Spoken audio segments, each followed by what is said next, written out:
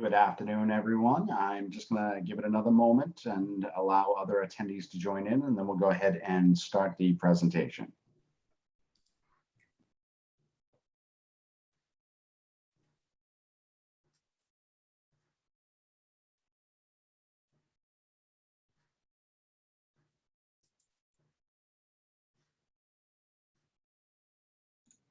All right.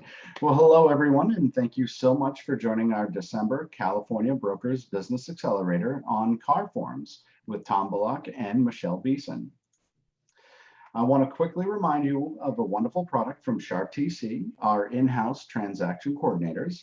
Sharp TC will not only be your transaction coordinator throughout your entire transaction from start to finish, but when your transaction closes, your clients will receive a closing gift box directly from you. But you don't have to lift a finger. Sharp TC does all the work. Each transaction done with Sharp TC is only $400, but you can get your first transaction done for only $250.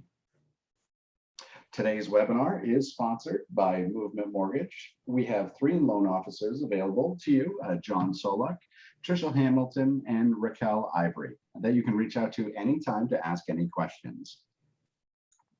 Well, let's go ahead and get started with today's topic. Remember, if you have any questions during this presentation, you can type them into the chat box on your Zoom control panel, and we will do a Q&A at the end of this presentation.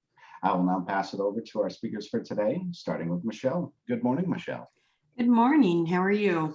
Well, thank you. How about yourself? Great. Good morning, everyone. Today is going to be pretty basic. What I would suggest is that you grab a pen and paper just so you can write down the forms that we are going to bring to your attention.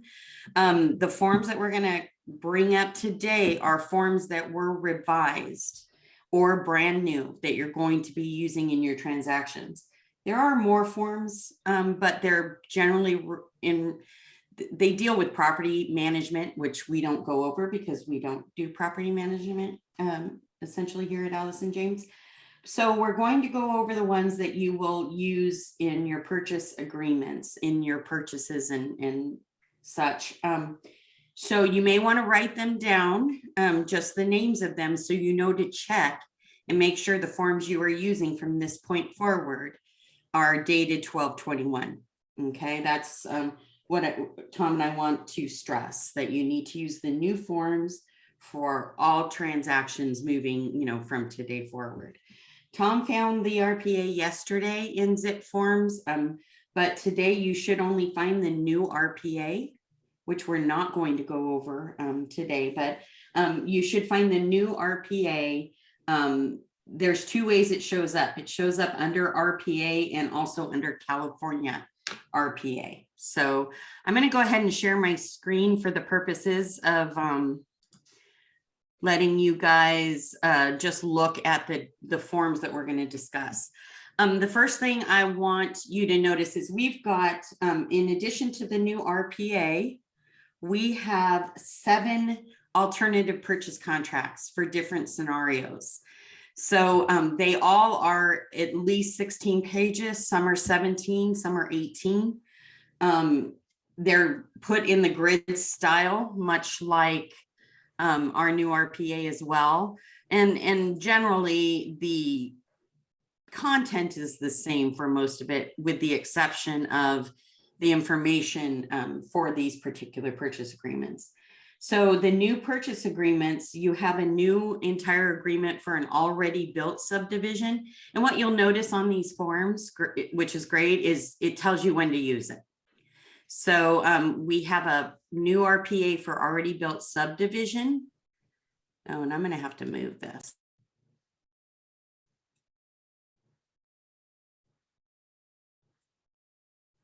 Now, keep in mind one thing on the already built subdivision.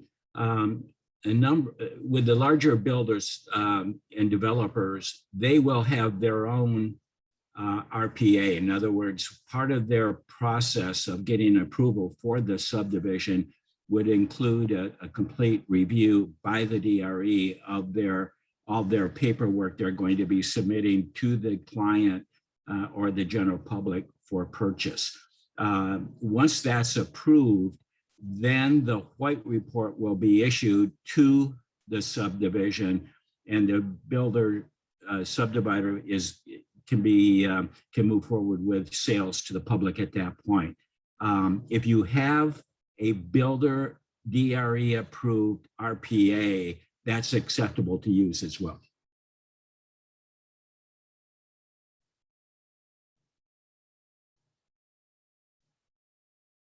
Hello?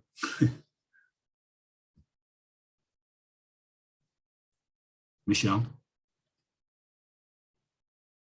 I think Michelle's just trying to pull something up on her side. I can see that she's still with us, Tom.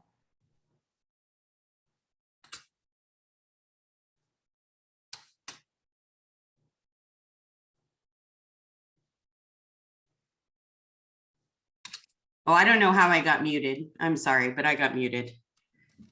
Can you guys hear me now? Yes. Okay, perfect. So anyway, as is the case with a lot of these forms, like there's a couple different new construction forms, RPAs. You're not going to use them, obviously, like Tom said, if the builder has their own form. Same with the commercial agreement. So these are forms that they've created. The chance of you using them, I would say, Tom, right, is pretty slim, but they are new contracts that have been released. So we have this already built subdivision purchase agreement that has been released. We also have a condominium conversion subdivision purchase agreement. Probably never going to use that, but it is here. It's a new RPA revised, like I said, 1221. We also have a commercial purchase agreement, which is available for you to use. C.A.R Forms have their own commercial library as well. So this is just something that you may use that might be available for you in the chance you're doing a commercial transaction. And remember, with commercial transactions, you need to run them by your broker for approval before you do them. Now, I'm going to pass this because there's some addendums added to the RPA. We also have the new construction purchase agreement. And like Tom said, probably not going to use this unless you're putting an offer in on a tiny builder who maybe did one spec home, something like that. There is a new notice of default purchase agreement for you to use and it says when an investor buyer offers to purchase an owner occupied residential dwelling unit where a notice of default has been recorded. So again, it's very particular when you're going to use this. It's for an investor buyer. There's a contract for that. We're going to skip this one for now. There's also a new residential income purchase agreement that you will use for purchase when you're representing a buyer purchasing income property. And there's a new vacant land purchase agreement out there. All of these, please be sure that you've seen that they're dated 12/21. Now, in addition to these new contracts that are, for alternative situations, we have 2 addendums that you can add to the RPA for a manufactured or mobile home. You can see in red, that was what was added even in the title. So they're making it more clear that this is covered for manufactured mobile homes. You use this addendum. So you're going to use the regular RPA and then add this addendum. And then also the probate, when you're purchasing a probate property, there's an addendum for that. So again, you'll use the regular RPA and attach this addendum when you're doing those. So in addition to our new RPA, we have 7 alternative RPAs and 2 addendums, which you'll use anytime you're making an offer for a client on a property or reviewing offers. So from today forward, make sure all of these contracts, any of these addendas are posted or are dated 12/21. Okay, I'm going to move to a different, well, we don't need that one. We can get rid of that. Now, these forms have had pretty substantial changes to them. There's also a new addendum, and I don't believe I did. Let's go over the new addendum first. If you've looked at the new contract yet, you'll see that there's a box you check when you've got a tenant occupied property that you're making an offer on. And that box is going to auto-populate this addendum. It's the tenant occupied property addendum. Again, it'll be auto-populated, so you shouldn't have any issue pulling up the old one, but it's important to have this form attached when you're making an offer on a property that has a tenant in it, regardless of whether the property is going to be vacant upon possession or if the tenant's going to remain. You want to make sure that this addendum is attached.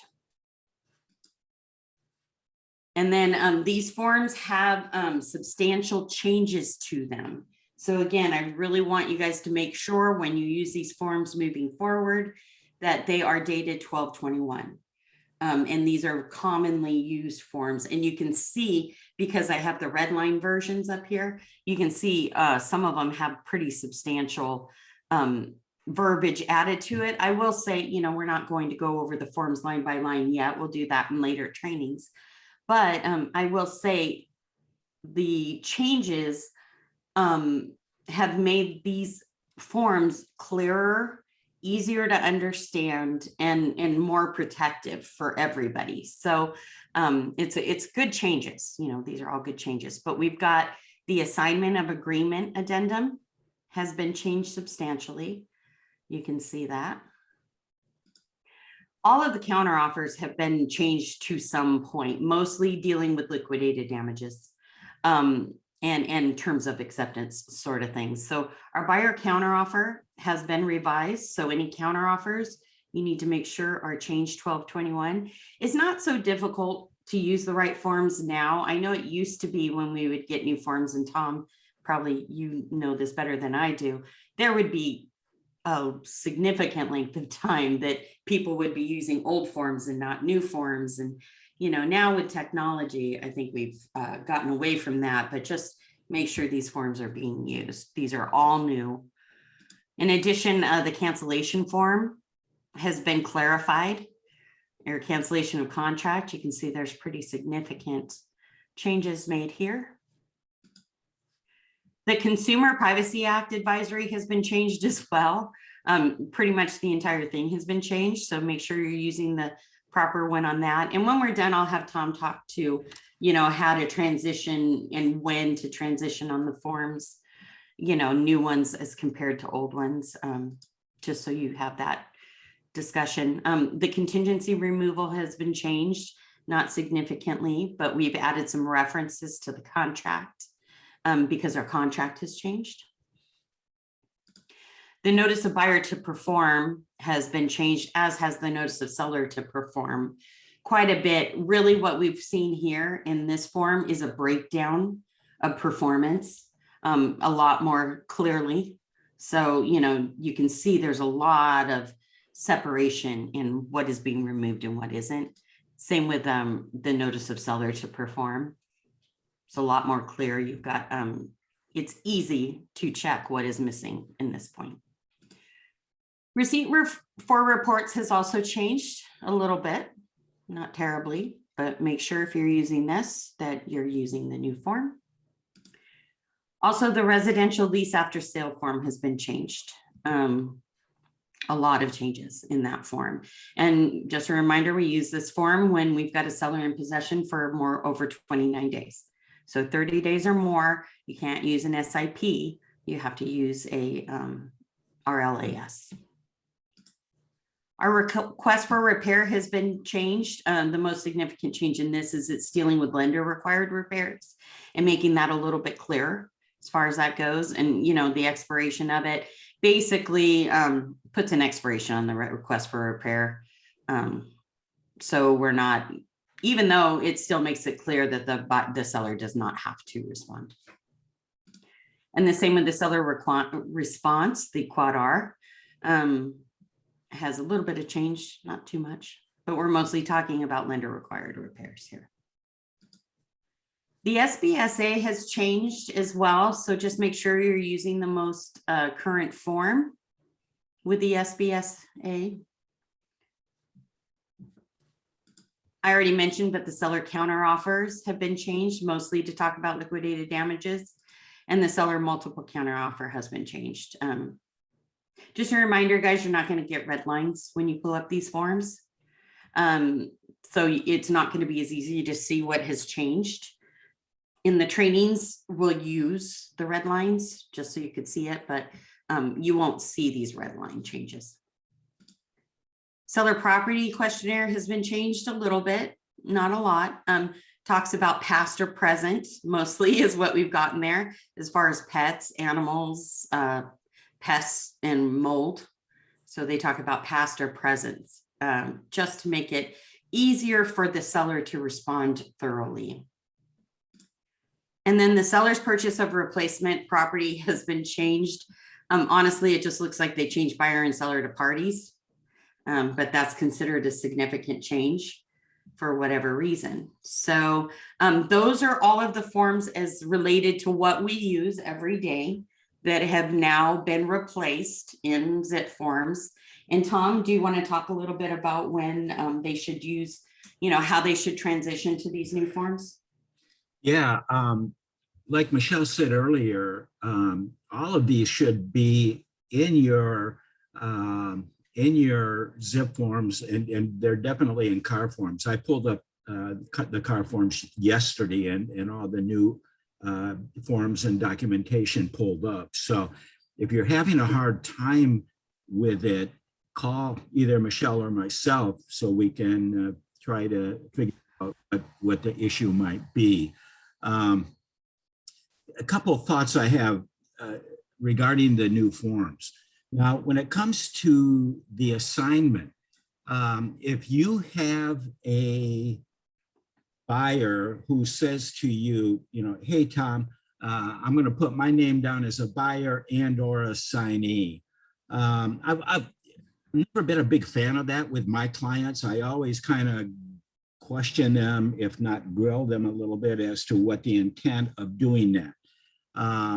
If we have a seller and we get an offer with that on it, a buyer's name and or assignee, before we automatically have our seller accept the offer and move forward, I would go back to that buyer's agent making the offer and grill them.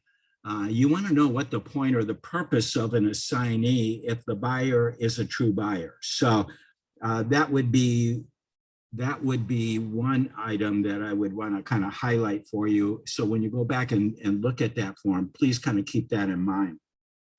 The next comment I have is regarding the cancellation. Please keep in mind, it takes two people to come to an agreement on an RPA. Likewise, it takes two people to cancel that agreement.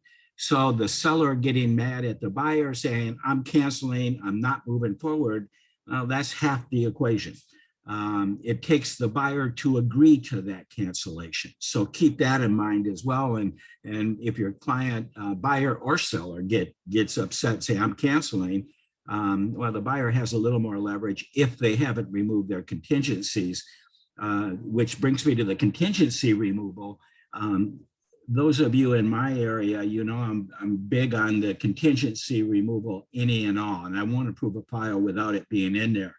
The point and the purpose of why I do that is I cannot tell you how many mediations I have been successful in with just that one form being signed.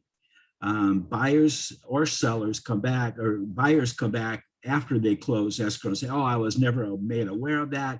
My my agent misled me. My agent's at fault here.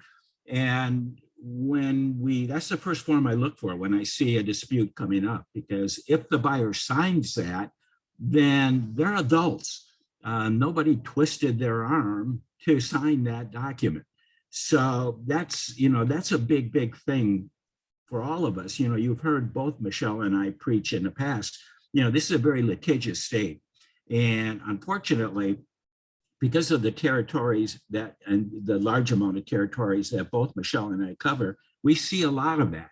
So, we're just trying to get even though the client, the transaction is running smooth as water and everything is good and everybody loves each other, it doesn't take much after the close of escrow for buyers to come back and want to go after the seller, want to go after the agent, want to go after the brokerage. So please keep in mind, when we come up with some of these items that we want you to put into the file before we'll give you a file approval, That's the reason. We're not trying to be mean, or we're not trying to be contentious. All we're trying to do is protect all of us from any future litigation that may or may, that may come up later.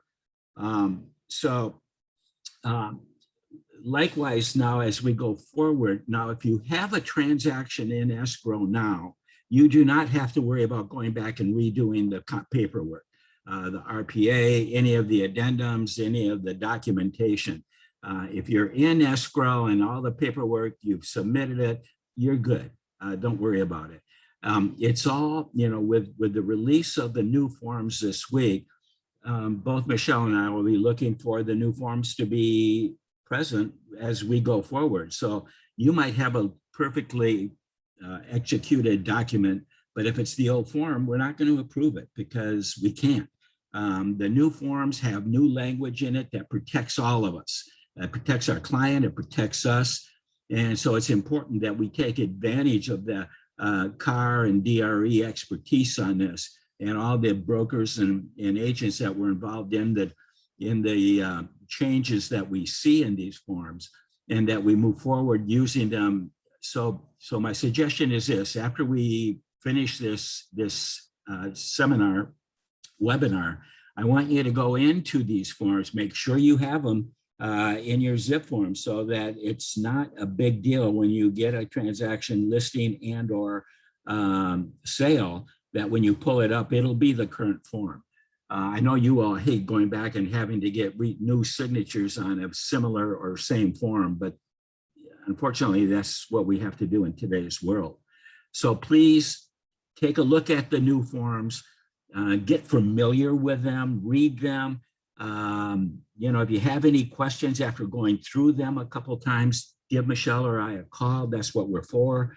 And so always feel free to reach out to us. We love helping you and, being a support to you. So that's all I have now, Michelle. Okay, yeah, I think we're done unless there's questions. Anthony? I don't see any questions that have come in. If anybody does have any questions, though, please remember you can always reach out to your brokers, Michelle and Tom. I'd like to thank you both also for all your wonderful insight today. And thanks again, everyone, for joining us today. I hope you all have a wonderful rest of your week. Goodbye, everyone. Merry Christmas, everyone. Yeah, happy holidays. Be safe.